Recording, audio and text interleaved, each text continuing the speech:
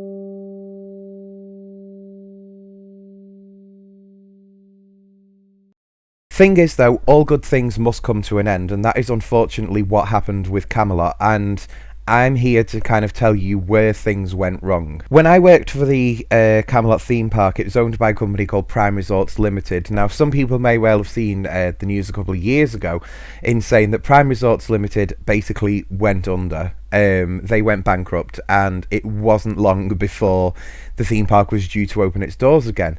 And quite quickly, it was bought over by a company. Now, at first with this one, I was told that it was bought over by a Welsh company. They wanted to keep it open as Camelot theme park, and the site would be developed in the future. Later would I find out that the site was actually owned by, I think it's called Story Houses or something like that, and they were basically priming the site for house development. See, even when I worked at the site, which I think was 2006, I think? 2007 maybe, one of them years, and even then there was rumours going around saying the owners are kind of looking into turning this site into houses because Camelot isn't making money. See, the massive piece of irony that I spoke about in the beginning of the video was a roller coaster that was installed in the year that I worked there called Nightmare. Nightmare is this roller coaster which is the worst shade of brown that you could ever want to see a roller coaster in. It looks horrible. I never really was a fan of the ride, to be honest with you. I didn't work up in that section. Like I said, Nightmare is this really big roller coaster. It's an alright ride. It was a little bit rough for my kind of liking. I believe, though, when the ride was actually first built, it was actually inside a fake, what does he call it, a mountain in somewhere like China or something like that. And the owners of Prime Resorts Limited had gone over, basically found this ride that was up for sale and been like, yeah, we like this. And they tried to transport it over. During the season that I was actually working there, Nightmare was supposed to open. I think it was about 2 months into the season. Because bear in mind, when I started working there, it only opened over weekend for the first couple of months. It was a Saturday and a Sunday, and that was it. Because obviously all the kids were in school during the week, so it was pointless opening. Nightmare actually didn't open until very towards the end of the season. It had encountered many problems. One of them used to be in a video that was on YouTube, and unfortunately that got taken down, which is such a shame to see that video clip go, because it's on one of the days that they were actually testing the ride. Guests were in the park, they could see it being tested, everything like that. And what had happened was the ride had gone down the first sort of dip around the first bend, and as it's going down the second dip, when it goes up, it's supposed to latch onto a pair of wheels that basically powers it up around the next bend. And the train didn't have enough momentum behind it and didn't make it to them wheels, and instead rolled back to what we would call a safety point. We call it a safety point. It's not very safe. If you ever got stuck there, like, you're up there for a while, because there are no steps around that part of the ride, and yeah, it wasn't fun. The result of that was that they had to get a crane back into the theme park and actually move the train around to complete the rest of the journey, and then obviously look at, well, hang on, why has this not worked? Like, what have we done wrong here? The reason that I say that that's a massive piece of irony, though, is because the theme park called it Nightmare, and I think it was, what, a year or 2 years later, Prime Resorts Limited went under. You know, and when Camelot actually closed, the rides in the theme park were all sold off and they were moved to these different places and everything like that. The one ride, which I have heard several times that it's been sold, but it still remains on the site to this day, is Nightmare. Camelot always used to be able to be seen from a motorway which runs quite close to the top end of the theme park. Nightmare can still be seen to this day. Obviously it doesn't get lit up at night or work or anything like that, so it's kind of just left there to rot at the moment. Okay, so why did Camelot actually close then? Now, this is something that I have had to kind of correct people on in the past, because I think a lot of people just say it was financial difficulties, and that's what the actual owners, Story Homes, actually put out when Camelot closed, and they said, well, you know, this season just gone is the reason that we are not opening our doors again, because, you know, we've had the Queen's Jubilee, we've had was it the Olympics or something else? Like, there was loads going on in the media, on television, in London, that sort of thing. And yes, to be fair, the whole industry for that year did suffer a little bit, because people were kind of, I don't know, they were kind of wanting to stay home or actually go and watch the Olympics and the Jubilee and that sort of thing. But it wasn't enough of a reason for that site to be closed, in my opinion. The story of the housing being built on the site, that's been going around for at least 10 or 15 years. And, you know, when a theme park gets bought over by a housing company, I mean, a housing company is not going to want to keep operating a theme park, and they're going to look for any excuse that they can to shut that park down, get rid of the rides, flatten it all out, and build their houses and get them sold. Now, credit to the people who live nearby to Camelot Theme Park. They successfully did a petition, and the council has turned around and said that that land has to be kept as a leisure piece of land. And there isn't much that can be done there. In my opinion, it could work as a theme park again. But what you need to do is correct where Camelot went wrong. What I mean by that is Camelot went wrong because when I first went as a child, say for example like 5 years old or something like that, like I would have a really good day out. But when I went and worked at the park, there was no new rides. You know, okay, Nightmare was the new ride, but that was the first new ride that park had seen in years. And in my opinion, Nightmare was too little, too late. Like Camelot, it was out of the game already. You know, you look at Camelot's main competition, which is another theme park rival called Alton Towers. Now, Alton Towers is... The only way I can describe Alton Towers is basically the UK's own answer to Disney. Like, Alton Towers, they don't just go, we're going to build a new roller coaster. Alton Towers go, we're going to build a fucking monster, and we're going to make it a world first with something that we're going to do. We're going to use the latest technology. We're going to throw £5 million straight at the ride design. We're going to spend millions on the theme, and we're going to do this, we're going to do that. They heavily invest in each and every ride, and they have something new every season. 2 years before Camelot closed, and I saw their latest advertising campaign, which by the way was done at the entrance to the theme park, and it said new for this year, the website. I kid you not, the fucking website. I mean, seriously, you're trying to run a theme park and the newest thing that you can advertise is your website? What gives? And if you went onto the Camelot theme park website, there was nothing new about it.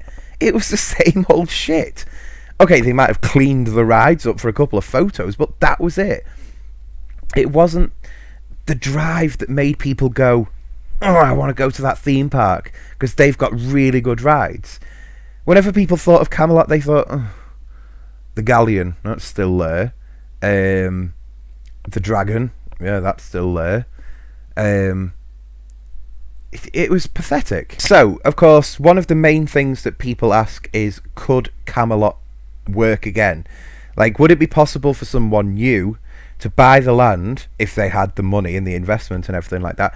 Could Camelot actually work as a business? And the truthful answer is yes, it could. For too long, the theme park was sold. I remember actually reading it on the website, and it said about education and how you should bring your child for education. And it's like, hang on, you're a fucking theme park. Like, the fuck? People go there for a good day out, not to be fucking educated. Like, seriously. What bullshit is that? So, yeah, it would need to be marketed correctly. It would need sort of expanding, if I can put it in such a way. You know, some of the footage that you saw earlier on, they had this prosthetic, like, castle exterior thing that was built. And then behind that, they had, years and years ago, they had an indoor roller coaster that was first called the Beast, and then it got refurbished, and it was called the Venom. The Venom was, I think if you ask people in the 90s what ride did you most like at Camelot, it would have been the Venom, because it was a hugely popular ride. It's themed around snakes and everything like that. Like, I remember the first time actually going in the Venom, and when you were in the queuing area, they used to have live snakes in tanks, like either side of the queuing area, and they soon had to get rid of them because they were getting allegations in that they weren't treating the animals right and everything like that. So they got rid of the snakes, probably set them loose, knowing Camelot's management. But then yeah, the laws actually changed, and this is again something that people don't know about the Venom. The laws changed around indoor roller coasters, and I'm still not too sure exactly what the wording of the law is, but it's something like all parts of the track have to have, you know, like when you go on a certain roller coaster, like when you first go up that chain hill lift and there's a set of steps next to it in case you break down. Well, all indoor roller coasters, they got really strict about that. So it actually meant that the Venom could no longer operate. So the Venom went, and when I worked at the theme park, I remember we had some really, really hot days that year, and I was working on the Dodgems. If you ever got to see this, then you may well remember what I'm about to say here, but where the Dodgems were, they used to have fire exits at the back of the building, at the back of Castle Camelot, or the Feck, as it was lovingly known by the staff because they called it the Family Entertainment Centre. So it's feck, innit? Which always amused me. But yeah, so there was these fire doors at the back, and if you opened them, it actually opened out to where the Venom used to be. Like, the building and everything had gone. They'd had that completely demolished, but you could actually see where the ride used to be. Like, it's still concreted on the ground and everything like that. And then there used to be like loads of trees and everything like that, like a proper thick forest behind it. Now, I never used to know that actually used to be the kids' area. That's where all the kiddies' rides used to be. And then, of course, Camelot, we want to move everything round because we can. And they basically did away with that land. It was never used again. So Camelot would need expanding back into the unused areas of the park. It needs to be looked at as to what rides they actually have. I mean, let's face it, one of the biggest downfalls of Camelot is that they did not compete with anywhere. You know, they tried too much to rely on the same old shit, basically. And they didn't get new rides. You know, if they'd have, instead of getting Nightmare, if they'd have got a roller coaster that did a world first, that alone is going to get people going into the park. That's going to generate more money. And you know what you do the next season? You get another new ride. And the season after that, you take out a ride and replace it. That's what that industry has to do to try and get people in there, to get people to go through the gates.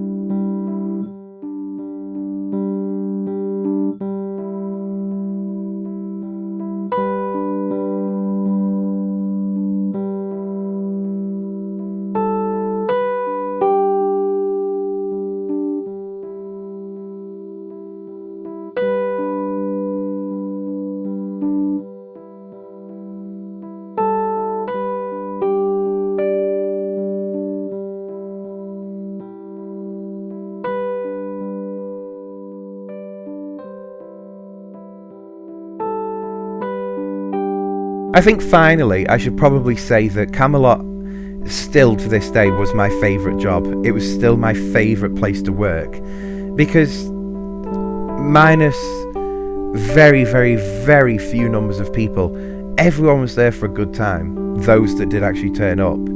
And you know, when I first heard the news that Camelot was closing, I remember being really heartbroken about it. You know, not only because of childhood memories, but because I'm thinking, well, that was a job I would have loved to have gone and done again. I really would have. And obviously now that won't be happening. And then I think it was the winter after, and I saw the first pictures of like the rides being taken out, and I uploaded them to my Facebook, and I put it in like its own album, and the album was called The Day That the Wizards Left, because Camelot sort of was a magical day out. You know, like I said earlier in the video, it's a shame that they didn't invest. It's a shame that they didn't do more with that park. There's so much that they could have done while they had the money, but they just refused to do so. It's mismanagement on a grand scale over many years. And it's a shame, because the magic of Camelot, that could have still lived on.